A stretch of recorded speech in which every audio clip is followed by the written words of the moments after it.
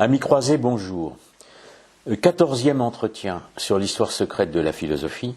Aujourd'hui, je vais vous parler de Rousseau. C'est le dernier philosophe dont je traite dans mon livre qui est Le siècle des ténèbres. Et il représente, après Voltaire, le deuxième des pires philosophes des ténèbres. Je vais commencer par citer simplement une phrase du contrat social qui dit tout.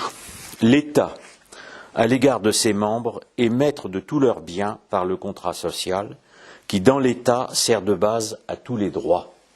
Donc le deuxième grand ancêtre des droits de l'homme considère que tous les droits des humains appartiennent à l'État. C'est ce que nous vivons. Aujourd'hui, l'État décide pour nous, politiquement, et l'État décide de nos biens, puisque finalement, la France, notamment, est tombée dans le socialisme depuis 1981, et qu'elle l'est toujours, puisque la moitié du gouvernement actuel est composée de socialistes, avis aux personnes dites de droite qui seraient susceptibles de voter pour un petit despote. L'État aujourd'hui décide de notre corps, nous ne maîtrisons plus notre corps, on peut nous piquer, c'est cette dictature piquée avec un vaccin qui n'est pas un vaccin, donc ça n'est vraiment qu'un prétexte, c'est la première étape vers une dictature numérique où nous vivrons comme en Chine, c'est-à-dire avec un contrôle permanent des individus. Et puis, troisième mise sous tutelle de l'État, ce sont nos esprits. Et c'est pour ça que cette 14e conférence s'inscrit dans la même optique que la première, c'est-à-dire libérons déjà nos esprits pour nous libérer des oppressions politiques. C'est pour ça que je mène cette croisade culturelle. Donc, je vais vous parler de Rousseau parce que, au même titre que Voltaire, le XVIIIe siècle est le siècle de Voltaire et aussi le siècle de Rousseau, Voltaire a gagné, ce que j'ai dit la dernière fois, et Rousseau a quasiment gagné aujourd'hui. Ce qu'il faut d'abord dire, c'est que Voltaire était un imposteur du cœur, de la raison, et que Rousseau, lui, est un imposteur du cœur. Le sentimentalisme n'est pas le cœur au sens chrétien, car le cœur au sens chrétien implique la charité, hein, on le sait depuis saint Paul. C'est toute l'erreur de Luther, donc Rousseau est un protestant, donc c'est pour ça qu'il se trompe. C'est toute l'erreur de Luther, n'est-ce pas, qui avait dans sa doctrine pseudo-réforme parlé d'une foi sans les œuvres. Non, notre foi doit s'accompagner d'un agir de nos œuvres. Rousseau est protestant et il est surtout calviniste. Il naît à Genève et il est calviniste. Et je rappelle que Calvin était l'ayatollah de Genève, c'est-à-dire que c'était un intolérant, violent. Donc j'appelle cette conférence de l'utopie à la violence, puisqu'il y a une utopie rousseauiste qui va provoquer les violences révolutionnaires, et que Calvin lui-même était déjà très violent, donnant un seul exemple, n'est-ce pas, c'est que quand on célébrait la messe à Genève, on était condamné à mort. Donc je pense qu'effectivement les calvinistes ont des leçons de tolérance à donner aux catholiques. Je clôt la parenthèse. Rousseau s'inscrit dans la suite des erreurs de Fénelon qui avait promu une foi irrationnelle, alors que la foi chrétienne est une adhésion à un dogme qui est rationnel. Et il s'inscrit dans un mouvement à la fois littéraire et philosophique qui est une réaction contre le faux rationalisme de Voltaire ou d'autres encyclopédistes, donc une réaction du sentiment, si l'on veut. Il est précédé par Vauvenargues, qui est évidemment dont les maximes sont admirables, et qui est un des premiers à promouvoir un culte du moi. Ce culte du moi, on va le trouver dans Rousseau, donc dans mon livre, je l'appelle l'initié du nombril, parce que finalement, la seule sensibilité, voire sensiblerie qu'il a, c'est à l'égard de lui-même et pas des autres. Et il va transmettre cette erreur aux romantiques, et les romantiques seront pour la plupart des francs-maçons. Rousseau lui-même, donc, il est né, ses dates c'est 1712-1778, il n'est pas franc-maçon, il n'est pas reconnu comme franc-maçon, mais il passe sa vie entouré de francs-maçons et comme Voltaire à servir la cause de la franc-maçonnerie. Il a sur ces erreurs un certain nombre d'excuses. On va commencer par plaider des excuses. Il naît dans la Genève calviniste. Sa mère meurt en accouchant, donc il n'a jamais connu sa mère. Et il va être toute sa vie en quête de féminin, en quête d'amour et en quête de féminin, dans les deux sens du terme, c'est-à-dire pour les femmes et également du féminin ésotérique, évidemment ce qui m'intéresse plus. Son père est un horloger, un petit horloger par comparaison à des plus grands, et il place l'enfant à la campagne, donc il ne s'occupe pas de son enfant. Et vous savez que Rousseau est placé auprès d'un pasteur dont il s'inspirera pour le personnage du vicaire savoyard, qui est connu. Et quand il est à la campagne, tout seul, il se plonge dans les livres et dans le rêve. Je pense que beaucoup d'adolescents peuvent vivre ce genre d'expérience. Et il va sortir du rêve parce qu'on le place, adolescent, comme apprenti chez un graveur à Genève. Donc ce sont toujours les livres, mais avec l'encre sur les doigts. Et Rousseau est maltraité. Et il s'enfuit, et il vagabonde, et il a la chance d'être recueilli par Madame de Warens. Madame de Warens qui recueille les catholiques qui sont poursuivis, et elle recueille Rousseau, et il faut appeler les choses par leur nom. Rousseau devient le gigolo de Madame de Warens. Il l'appelle maman, mais il y a au-delà de cette affection sûrement des rapports. Et elle réussit, c'est la grande chance de Rousseau au départ, il aurait pu sauver son âme, elle réussit à le persuader de se convertir au catholicisme. Donc Rousseau devient catholique, mais c'est par intérêt, c'est pour continuer à être entretenu.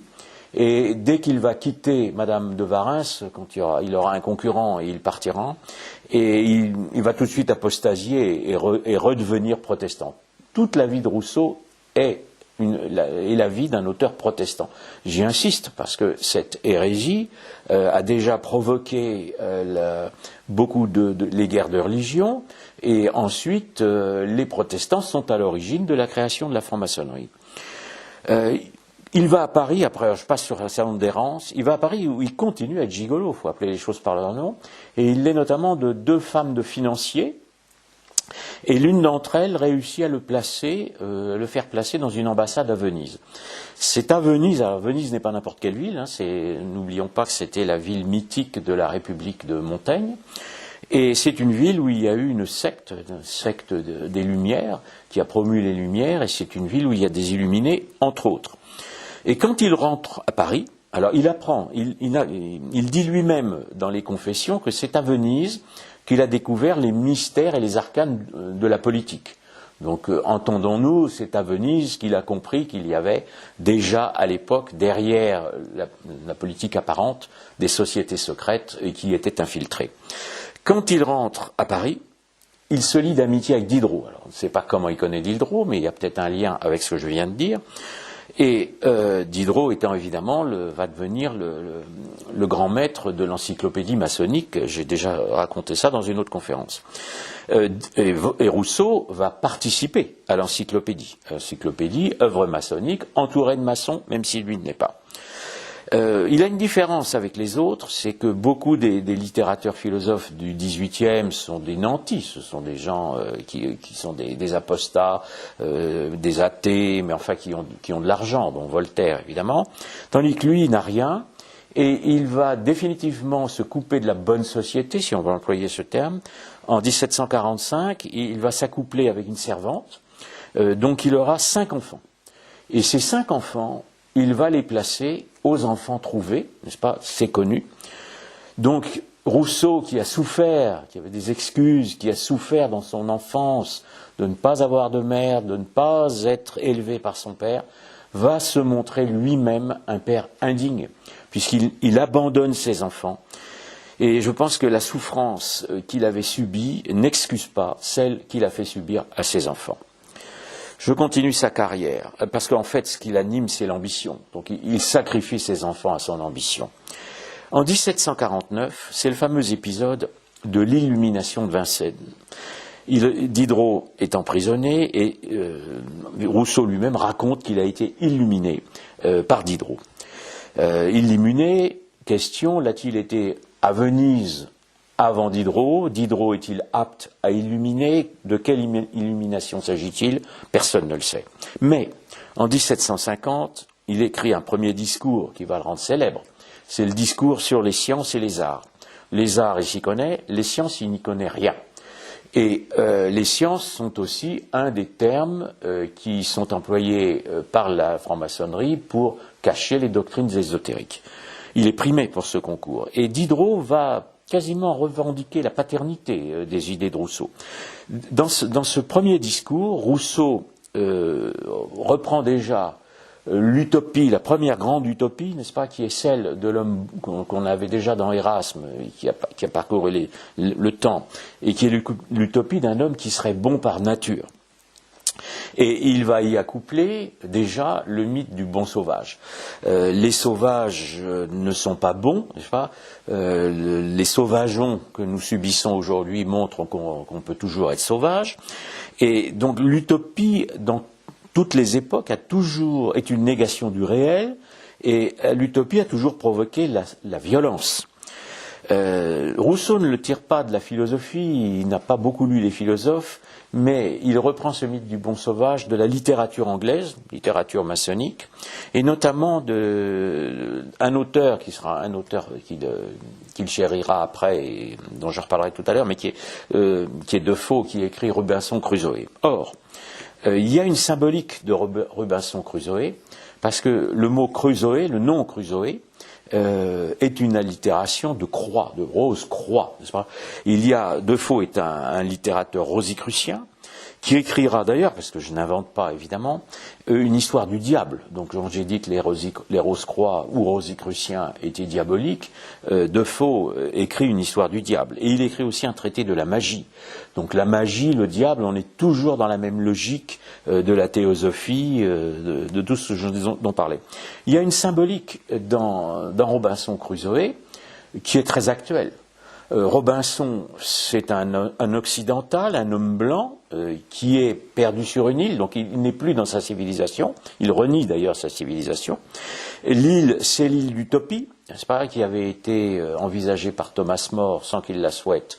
C'est une utopie une île dans laquelle on vit une sorte de communisme, et on vit déjà un multiculturalisme, puisque l'ami initiatique, évidemment, de Robinson sera un métis qui s'appelle Vendredi. N'oublions pas que les Rose-Croix s'inspirent de l'ésotérisme musulman et de la Kabbale, et que ils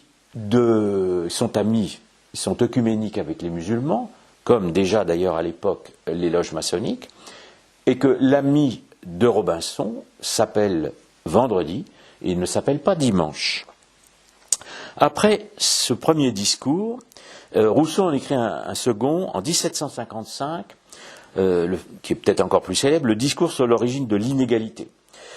Il l'écrit où? Il l'écrit à Saint-Germain-en-Laye, c'est-à-dire là où il y a le camp des loges, là où se sont réfugiés depuis très longtemps les initiés écossais, là où sont aussi maintenant les hauts gradés des illuminés. 1755, les premiers siècles d'illuminés seront de 1760. Rousseau est un ancêtre des illuminés. Y a-t-il déjà des illuminés? Y a-t-il déjà des sectes? En fait-il partie? La question doit être posée, même s'il n'y a pas de réponse.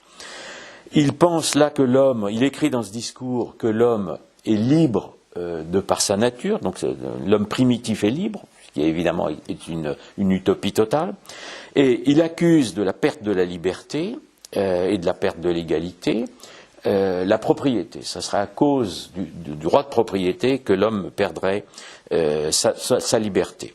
Rousseau est l'ancêtre officiel du socialisme, lui aussi qui a dégénéré dans la violence. Et je rappelle d'ailleurs que Calvin est l'ancêtre officiellement des deux formes de démocratie moderne, la libérale, c'est-à-dire la démagogique, et la socialiste. Voilà. Rousseau, après ce discours, alors qui lui n'est pas primé, parce que comme il s'attaque à l'argent, d'ailleurs il rompt avec Voltaire, qui appréciait qu'on s'attaque à la société chrétienne, mais nullement à l'argent, et Rousseau est à Genève, dans le paradis calviniste, et il doit quitter Genève, puisque Voltaire lance une véritable fatwa contre lui. Il se réfugie en Angleterre, auprès d'un libéral, auprès de Hume, qui est un grand philosophe libéral, et qui est aussi probablement un initié écossais. Ça ne se passe pas très bien. Bon, Rousseau est sûrement insupportable, il y a peut-être aussi des problèmes d'argent. Et Rousseau rentre en France, qu'il appelle le monde des esclaves, et il y vit librement, et il y écrit librement. Il se réfugie à Montmorency, où il est d'abord recueilli par Madame d'Épinay, donc encore cette quête de féminin, et Madame d'Épinay va finir par se fâcher avec lui parce qu'elle a un salon dans lequel tous les philosophes, évidemment, lui disent le plus grand mal de Rousseau. Et il va être recueilli par Montmorency. Or, tous les Montmorency, qui étaient du camp protestant déjà contre Richelieu, sont des francs-maçons.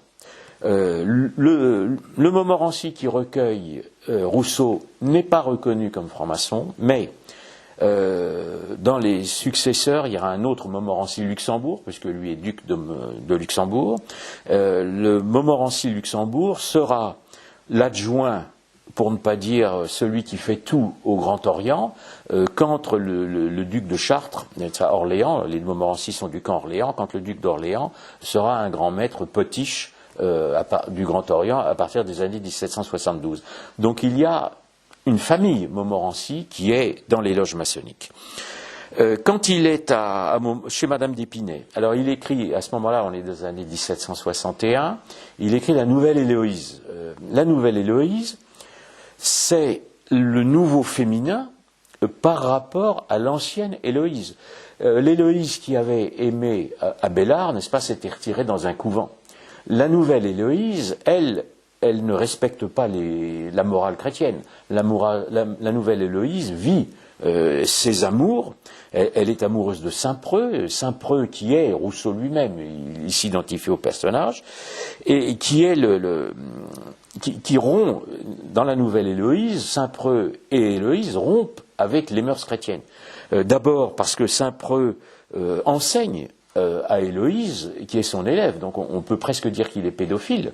Rousseau commence à vieillir, et après avoir été gigolo de dames plus âgées, s'intéresse à des femmes plus jeunes. Ensuite, il fait un certain nombre d'apologies dans ce livre, des amours libres évidemment, mais aussi du suicide. C'est une des premières fois en littérature que l'on fait une apologie du suicide. N'oublions pas que le diable veut la mort de l'homme, donc il pousse l'homme à se suicider, et qu'un chrétien évidemment ne doit pas se suicider, car il a un devoir de vivre jusqu'à sa fin naturelle. On retrouve aussi dans la Nouvelle Héloïse, alors vous savez que dans la mythologie des Rose-Croix, notamment les noces chimiques de Rosenkreutz, le nouveau féminin, parce que la Nouvelle Héloïse est évidemment le nouveau féminin, et le nouveau masculin était nourri par le sang du phénix, et le sang du phénix c'était la philosophie. Et cette Nouvelle Héloïse, on lui apprend évidemment la philosophie naturaliste, c'est-à-dire de la nature. Il y a déjà un culte de la nature dans la Nouvelle Héloïse, avec pour la première fois le symbole de la montagne. Montagne qui est la montagne magique, qui évidemment le littérateur ésotérique Thomas Mann y fera référence, et qu'on va retrouver comme symbole dans la Révolution, puisque vous aurez le symbole, le parti de la montagne, et il y avait dans l'islam, dans la fameuse secte des assassins, qui prenaient du hashish avant de tuer, d'où le mot assassin, le vieux de la montagne qui était le grand maître de la secte des assassins.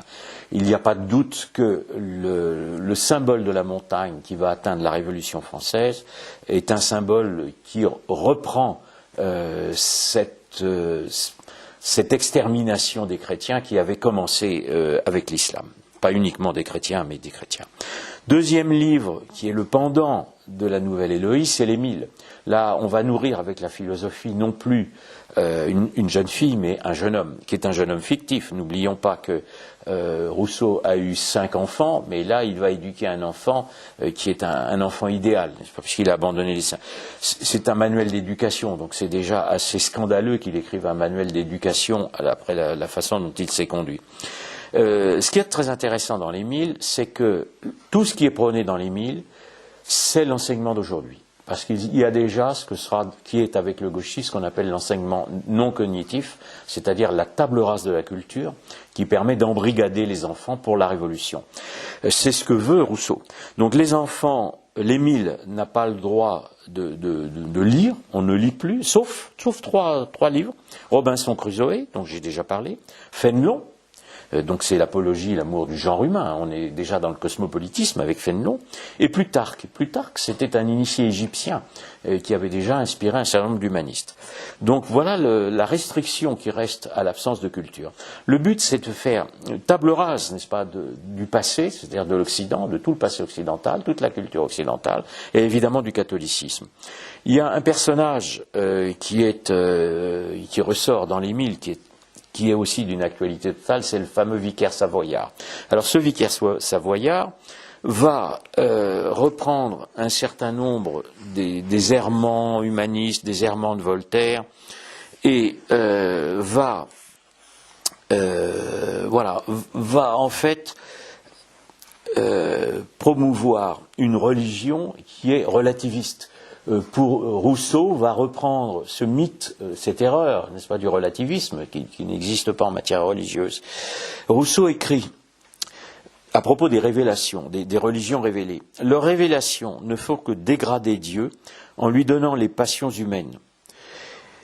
Loin de l'éclaircir les notions du grand être, le grand être, je vois que les dogmes particuliers les embrouillent. » Deux remarques. La première, le grand être, il va s'agir évidemment de l'être suprême, qui était déjà dans la philosophie judéo-musulmane et qu'on va retrouver avec Robespierre, et l'assimilation de Rousseau de toutes les religions révélées, comme s'il y avait beaucoup de religions révélées. Non, il y a deux religions révélées, il y a la religion juive, révélation de Dieu aux Juifs, n'est-ce pas, à Moïse, et la révélation définitive par le Christ, la révélation chrétienne.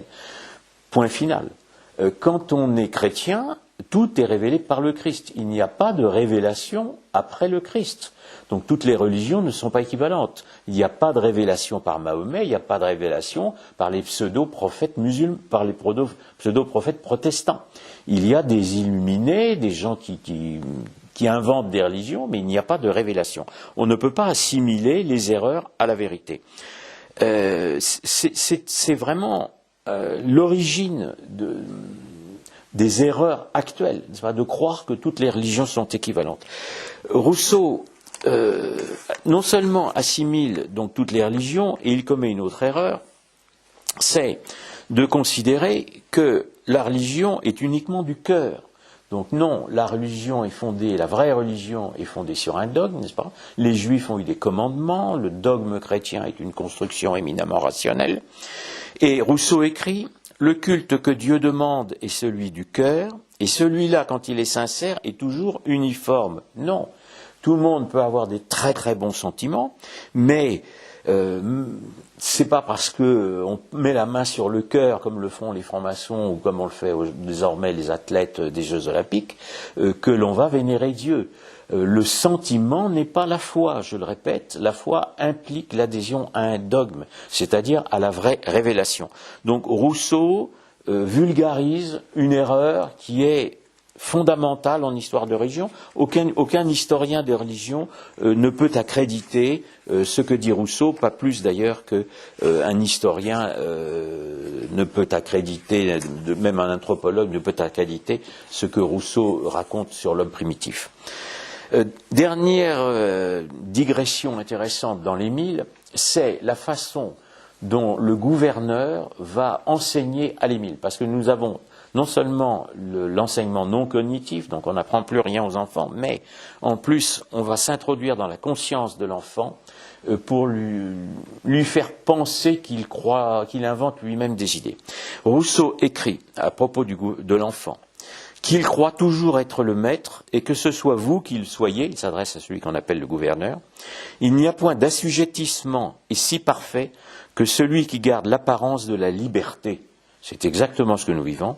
Et Rousseau ajoute, on captive ainsi la volonté même.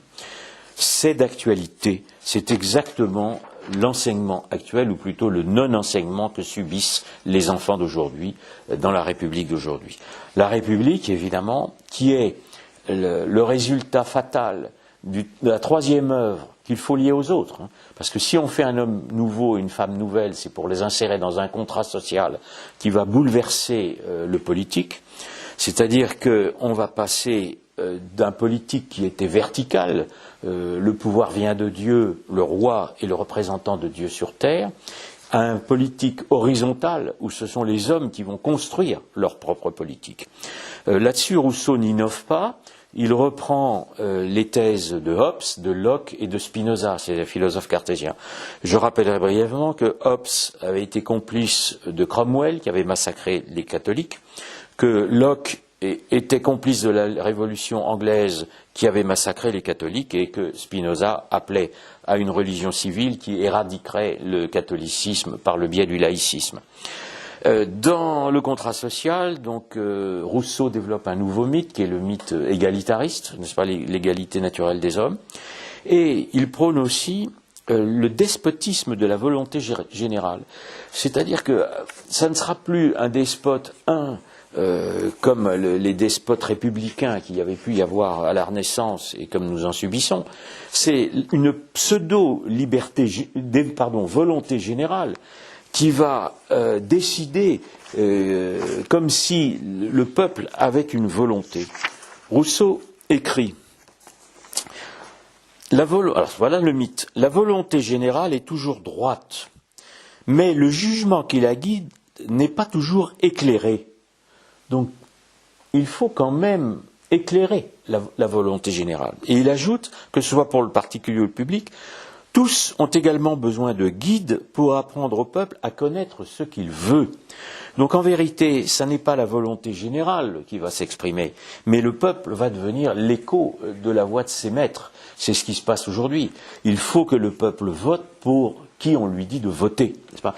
Voilà l'actualité de Rousseau, voilà toute l'utopie.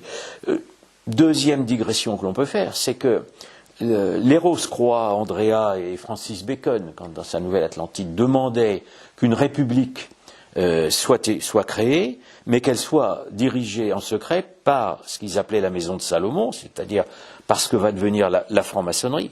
Donc Rousseau est à l'origine de la République maçonnique, à laquelle va également donner forme son dernier disciple, qui sera Bernardin de Saint-Pierre, franc-maçon et illuminé, qui va réunir le féminin et le masculin ésotérique dans le mythe républicain.